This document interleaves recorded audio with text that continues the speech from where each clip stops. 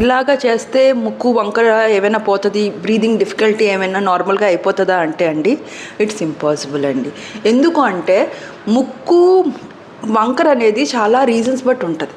First thing ఏంటి, bone ఇలా face ఇలా కట్ చేస్తే ఇక్కడ ఎముకుంటుంది, మీరు ముట్టుకొని చూడండి, ఇలా మూవ్ అవుతుంది. సో ఈ రెండిట్లో ఏది వంకర అయినా కూడా ఊపిరి తీసుకోవడం కష్టంగా ఉంటుంది.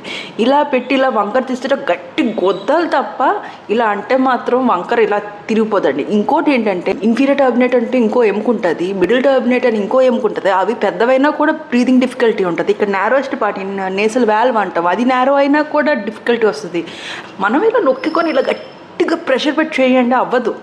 ఎందుకు అంటే ఇక్కడ మన జాయింట్స్ లాగే ఇక్కడ లిగమెంట్స్ కూడా ఉంటాయండి, కార్టిలేజ్ని అంత ప్రిజర్వ్ చేస్తుంది.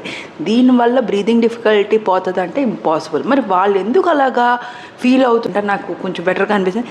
సంథింగ్ కాల్డ్ అస్ ప్లాసిబో ఎఫెక్ట్. దీనివల్ల ఏమైనా అవుతుంది లేదండి.